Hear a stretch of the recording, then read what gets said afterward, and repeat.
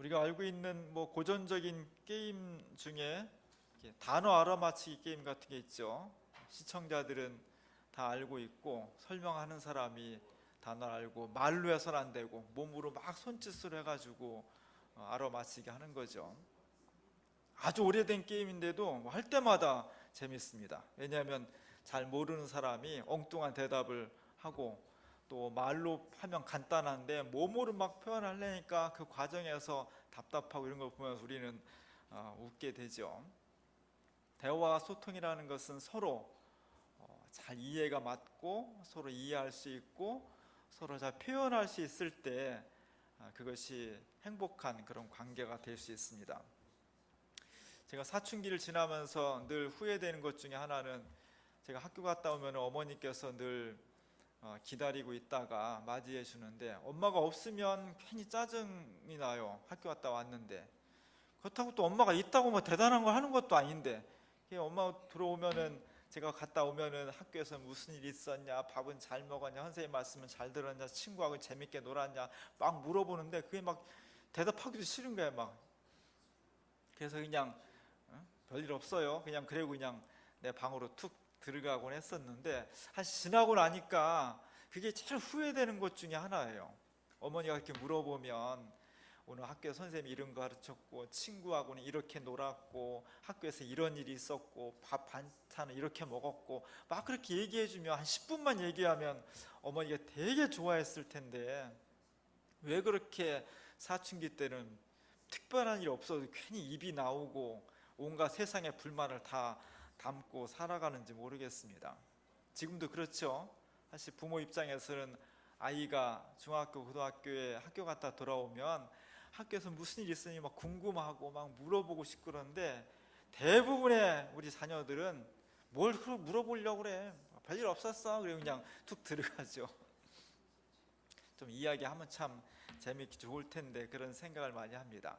반대 경우도 있어요. 우리 처 조카 같은 경우는 학교에서 돌아오면은 엄마한테 그냥 여자인데 그냥 조잘조잘 그냥 조곤조곤 다 얘기를 했다는 거예요. 오늘 친구가 이렇게 됐고 밥은 뭘 먹었고 선생님 이런 거 가르쳤는데 이런 일이 있었고, 그럼 엄마가 그거를 그냥 듣고서 너무너무 재밌어가지고 학교 갔다 돌아올 때마다 늘 물어보는 거예요. 오늘 무슨 일 있었니? 걔는 어떻게 됐니? 그 후에 얘는 어떻게 됐니?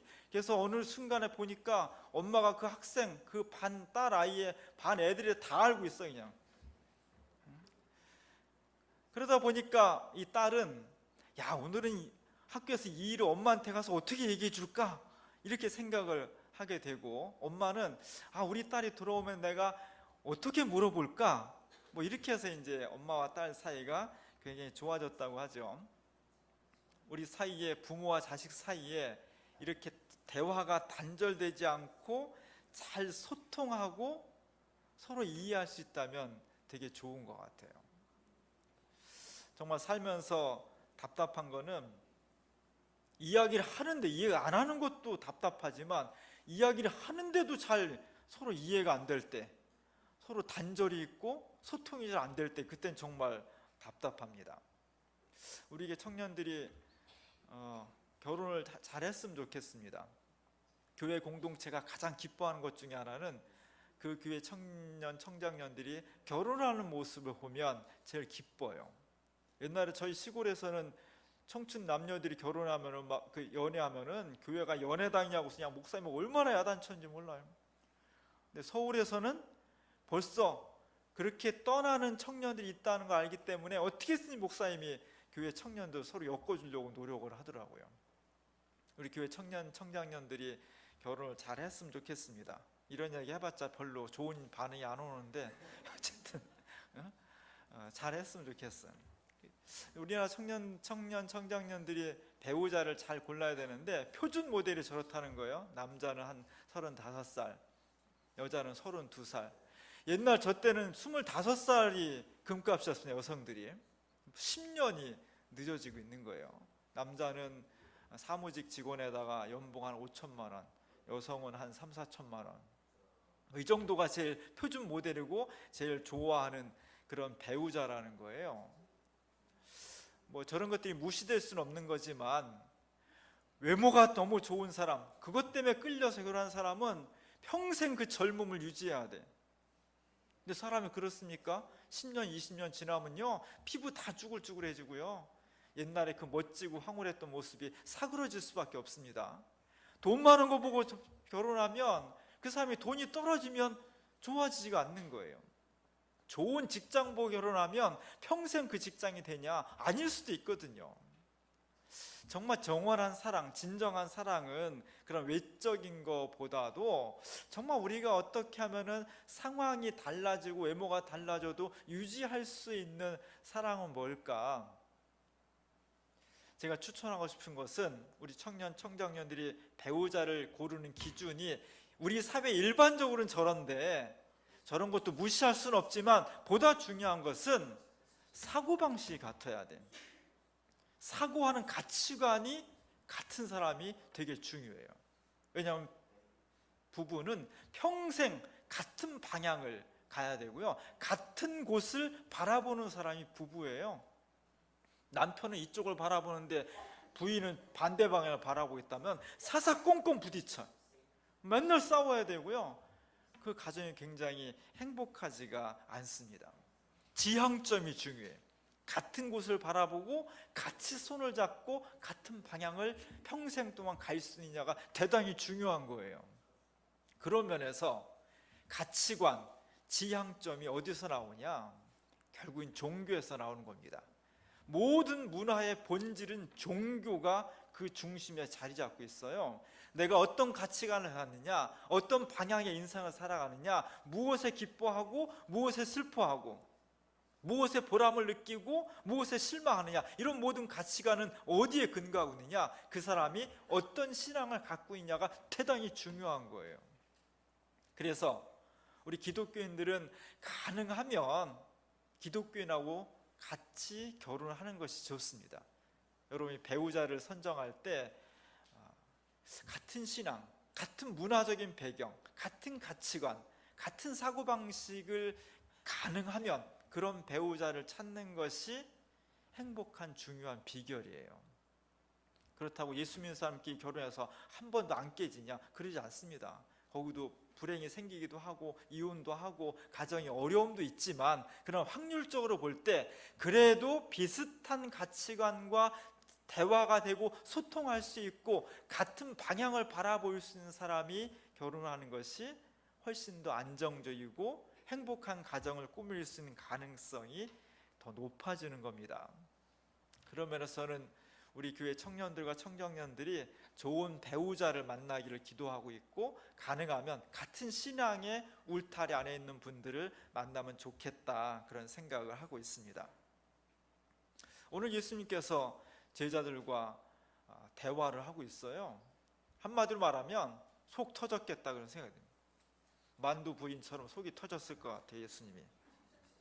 요한복음에 보면 요한복음 13장부터 17장까지가 고별 설교예요. 예수님이 제자들과 마지막으로 나누는 대화와 설교입니다. 거의 5장에 걸쳐져 있으니 굉장히 긴 내용이에요. 그 긴 내용을 하고서 예수님께서 십자가 달려 돌아가시게 됩니다. 오늘 본문의 말씀에서 이런 얘기예요.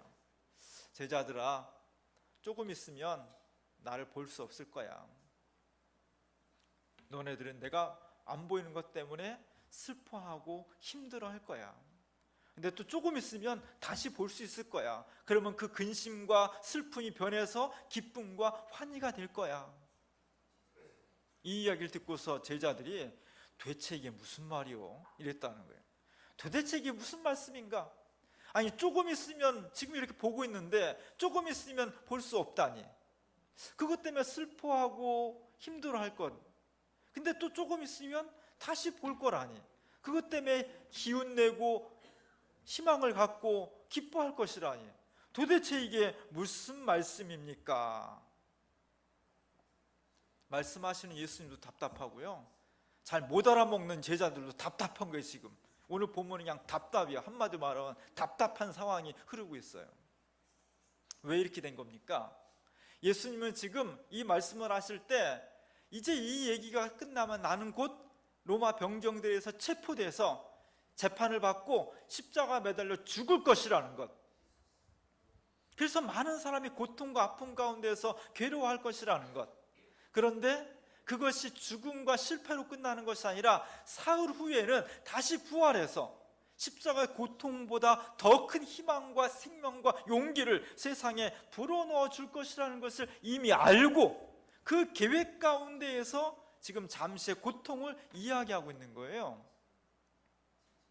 그런데 제자들은 그런 예수님의 생각과 계획을 전혀 알 수가 없는 거죠. 무슨 얘기인지를 모르는 거예요. 답답합니다. 소통이 잘 안 됩니다. 이해할 수가 없습니다. 오늘 본문에 그런 분위기가 흐르고 있는 겁니다. 우리가 잘 알고 있는 요한복음 4장에 예수님과 사마리아 지방의 한 여인이 우물가에서 만나는 오늘 주보에 실은 이야기도 사실은 굉장히 답답한, 소통이 잘 안 되는, 이해가 잘 안 되는 그런 분위기가 흐르고 있어요. 예수님께서 사마리아 지방을 지나가다가 너무 덥고 건조하고 목마르고 하니까 사마리아 지방의 수가라는 동네에 우물가에 물을 마시러 왔다는 거죠. 그때 이 여인이, 이름 없는 한 여인이 물을 길러 온 거예요. 지금 같으면 수도꼭지 하나 틀면 되는데 저 당시에는 먼 길을 걸어와서 물을 길러 다시 가야 돼. 이것이 여인들이 가지고 있는 가장 중요한 노동 중에 하나였어요. 그리고 사마리아 사람들은 정통 유대인들로부터 늘 홀대를 받고 무시를 당해왔습니다. 예수님이 나 더우니까 물 좀 한 잔 주시오. 이 여인이 퉁명스럽게 얘기하죠. 당신 유대인인데 나한테 왜 물을 달라고 하십니까? 투박하게 얘기를 합니다.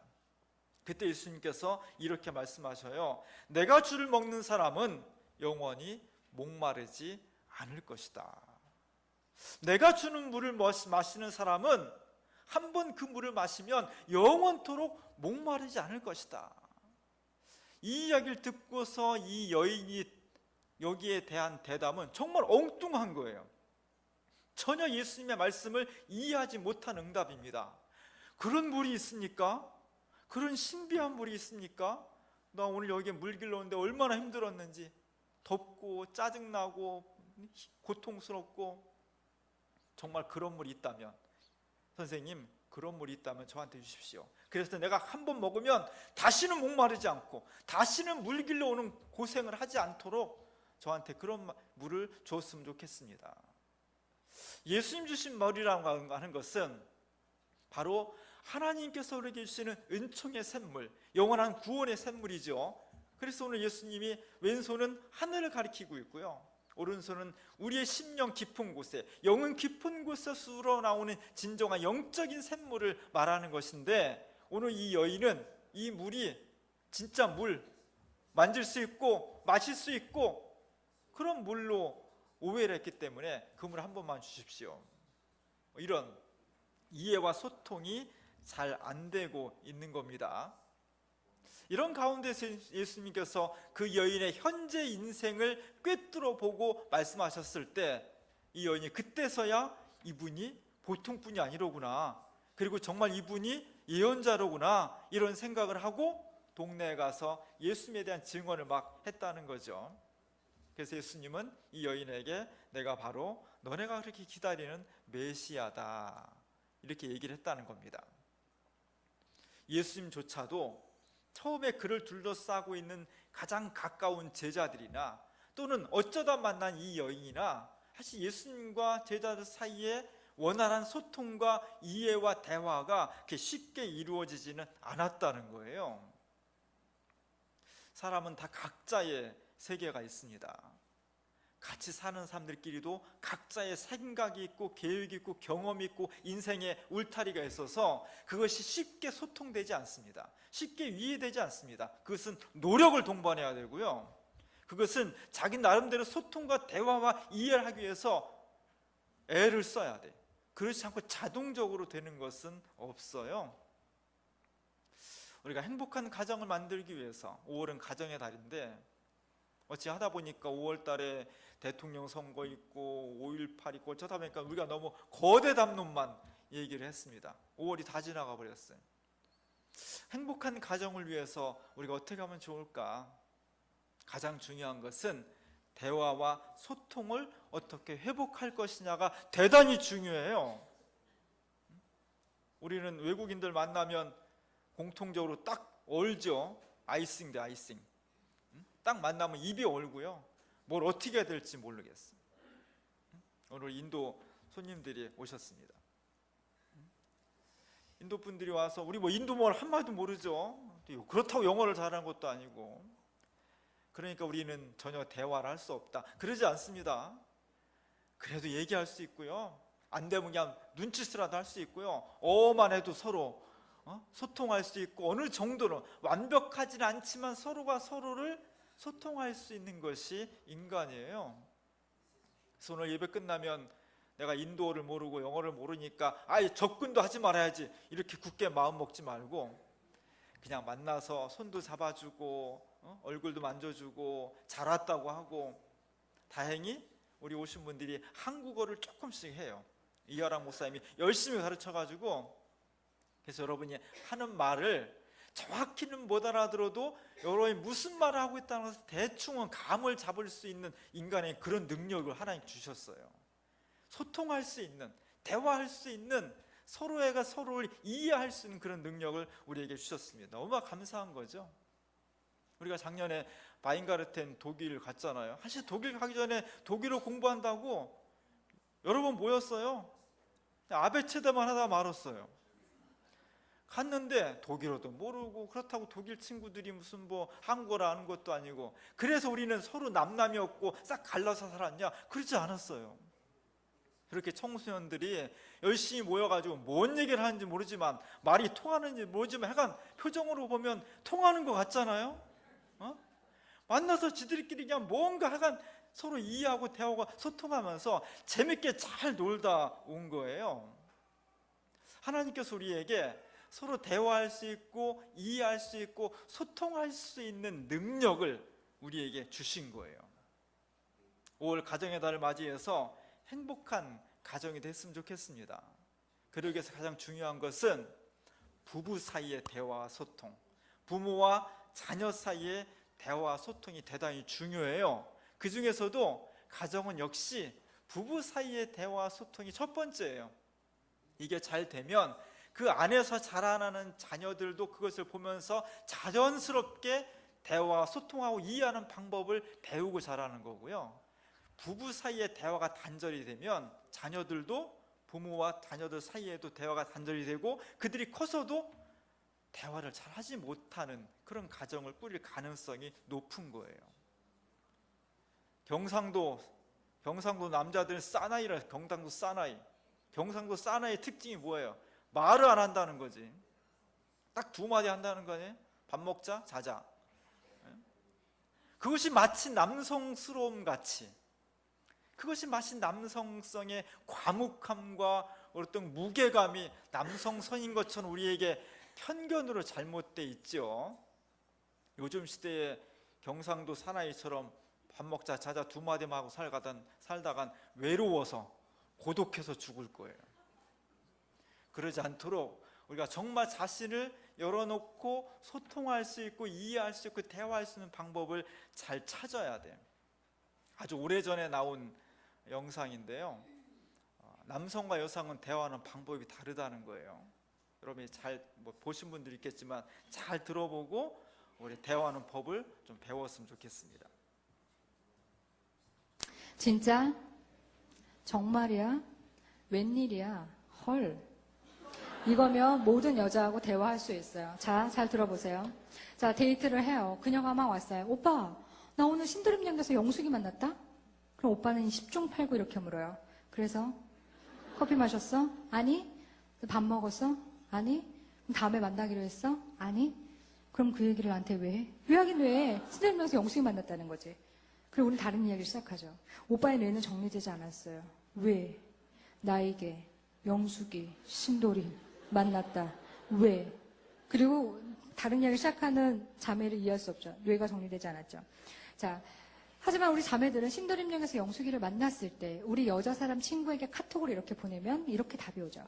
야, 너 신도림 영숙이 만났어. 그럼 우리 여자 사람 친구는 7, 80%가 바로 이렇게 답해요. 웬일이야, 영숙이 만났어? 그러면 제3의 여자 사람 친구는 내가 보내지도 않았는데, 야, 너 영숙이 만났다며? 그래서 우리들은 영숙이를 만난 것 자체가 너무 놀라운 의미가 되는 거죠. 그리고 우리는 그날 밤에 잠을 자면서도 생각해요. 와, 웬일이야, 영숙이를 만나. 아, 영숙이를 신도림. 와, 그냥 그거예요. 그게 너무 신기하잖아. 신도림역에서 영숙이를 만나는데 얼마나 신기해. 우리는 그냥 그렇게 하는데 오빠가 자꾸 왜냐고 물으니까 답답하잖아. 아니, 왜요? 그냥 만났다는 거지. 왜 말았냐면, 만났다고. 어? 만났다고 얘기하는 거, 만났다고. 그것이 의미라고 얘기하는 거야. 오빠가, 우리는 그게 충분하니까. 자, 그러니까 오빠들 이렇게 하는 거예요. 잘 해보세요. 오빠, 나 오늘 신도림역에서 영숙이 만났어? 진짜? 나 오늘 신도림역에서 영숙이 만났어. 웬일이야. 나 오늘 신도림역 영숙이 만났다? 정말이야? 신도림역에서 영숙이 만났어. 헐. 끝이잖아요. 그죠? 그러면 너무 스무스하게 대화가 넘어가요. 또 하나는 TVN 롤러코스터에 나온 거예요. 그녀의 뒷말을 따라가세요. 이건 더 쉬워요. 진짜 정말이야 웬일이야 헐만 하면 조금 비나잖아요. 그럼 가끔씩 이렇게 해주는 거예요. 그녀의 뒷말을 따라하는 거예요. 오빠 나 신도림역에서 영숙이 만났다? 영숙이 만났어? 진짜 신기하죠? 진짜 신기하다. 끝나는 거예요. 자, 여자하고의 대화는 이렇게 하는 거예요. 굉장히 쉽죠? 그죠? 지금까지 몰랐던 게 막 억울하죠? 자, 소개팅에 나가면 존댓말로만 바꾸면 돼요. 정말요? 웬일이에요? 이렇게 그냥 존댓말로만 바꾸면 할 수 있는 거죠. 자, 여자들에게 대화가 이렇게 되는 이유는 여자들에게 대화라는 건 논리적인 정보 주고받음이라기보다는 공감과 경청이 대화의 기본이기 때문이에요. 자매들끼리 대화하는 걸 잘 관찰해 보세요. 우리들이 논리적으로 별로 대화하죠. 나 예뻐? 끝이야. 너가 왜 예쁘며 너가 왜 이상한지 우린 별로 얘기하지 않아요. 그냥 이렇게. 자, 제 사촌 동생이 대학교 2학년이에요. 자, 그녀들의 세계는 또 한참 미치죠. 그녀들의 세계는 진짜 놀라워요. 그녀들은 굉장히 어렸을 때부터 문자를 생활화했던 여인들이고 어느 날 페이스북에 커피잔 그림 하나에 댓글이 75개가 달렸어요. 제가 너무 궁금해가지고 들어가서 봤어요. 도대체 무슨 커피길래 댓글이 75개가 달렸는가. 정말 댓글을 보고 놀라지 않을 수가 없었어요. 댓글이 다 이런 거예요. 크크크 푸트트 앙뿌잉 낑 막 이런 거예요. 제대로 된 문장도 별로 없고 제대로 된 의성어도 별로 없어요. 약 7명의 친구가 한 명당 10개 정도의 댓글을 쓰면서 너무 좋아해하고 있었어요. 중요한 건 그들의 75개의 댓글이 소통하고 있었다는 거야. 재밌어하고 즐거워하고 정말 같이 그 커피가 먹고 싶은 게 막 느껴져. 그러니까 여자들의 소통이란 그런 거예요. 그러니까 형제님들이 정말 어렵죠. 여자들이 정확하게 의문형으로 이야기하지 않는 한 어떤 팩트에 대한 진술을 해서는 안 돼요. 우리가 논리적일 때는 언제? 싸울 때. 우리의 일상은 비논리, 우리는 의미, 공감, 경청. 오래전에 나온 건데요. 하여간 지켜볼 때마다 맞는 것 같아요. 그렇다고 해서 남자들만 논리적이고 이성적이고 여자들은 비논리적이고 비이성 그런 얘기는 아니에요. 여성들 중에서 훨씬 논리적 이성적인 사람들이 있고 남성들 중에서 훨씬 더 감성적인 사람들이 있어요. 중요한 것은 우리가 다른 사람하고 대화를 할 때 저도 잘 안 되지만 공감해 주는 게 대단히 중요하다는 거죠. 그랬구나. 그것을 따지고 옳고 그름을 따지는 것이 아니라 그것이 정말 그랬구나, 그렇게 느꼈겠구나 이렇게 공감해 주는 것이 굉장히 중요하다는 것. 그럴 때 대화가 좀 더 진전될 수 있고 자기를 오픈할 수 있고 서로에게 상처를 치유해 줄 수 있는데 그렇지 않고 자꾸만 따지려고 하다 보면 그것은 소통도 되지 않고 자꾸만 벽이 생길 수밖에 없다는 것입니다. 의외로 수십 년을 사는 부부 사이에도 이런 원칙들이 소홀히 되기 때문에 자꾸 감정이 상하는 경우가 굉장히 많이 있어요. 우리가 상대방을 헤아린다는 것이 대단히 중요합니다. 예수님께서 이 고별 설교 후에 겟세마네 동산에서 혼자 기도하셔요. 하나님, 저에게 십자가의 죽음이 달려오고 있는데 너무 힘들고 너무 무섭고 너무 두렵습니다. 내가 이 잔을 피할 수 있으면 좋겠습니다. 막 눈물이 피박 범벅이 되도록 그렇게 간절하게 공포 가운데서 기도를 하셔요. 같이 겟세마네 따라갔던 12명의 제자 중에서도 가장 가깝다고 하는 베드로, 요한, 야고보, 이 세 명의 제자들이 뭐 하고 있었냐? 가서 쿨쿨 자고 있었다는 거예요. 예수님이 갔다가 와면 또 자고 있고, 갔다 와면 또 자고 있고, 너무 속상하니까 예수님이 한마디 하십니다. 야, 너네 1시간도 나하고 같이 깨 있을 수 없느냐? 서로 공감이 잘 안 됐던 거죠. 이런 상황에서는 진정한 행복과 진정한 사랑이 이루어지기 어렵다는 겁니다. 물론 제자들은 나중에 그 예수님을 이해하게 되고 목숨 바쳐서 주님을 증언하는 사도의 삶을 살게 되었습니다. 우리가 행복한 가정을 이뤘으면 좋겠습니다. 어떻게 하면 좋을까? 그것은 먼저 어떻게 서로 소통하고 대화하느냐가 대단히 중요해요. 단절이 아니라 대화가 중요한 거예요. 그 대화는 서로를 이해하고 납득하고 공감해 줄 수 있는 대화가 될 때 진정한 가정의 행복이 이루어지는 겁니다. 제가 지난번에 말씀드린 것처럼 부부 사이에도, 부모와 자식 사이에도 신앙이 없는 사람들은 그냥 부부 사이, 부모와 자식 사이 이것만 보지만, 신앙인은 그 사이에 보이지 않는 하나님이 계시다는 것을 믿음으로 받아들이는 게 신앙인이에요. 우리들 사이에 정말 주님이 계셔서 그리스도의 십자가 부활이 있어서 내가 남편한테 서운한 거, 부인한테 서운한 거 먼저 당사자한테 막 따지고 공격하기 전에 하나님한테 먼저 하소연하는 거예요.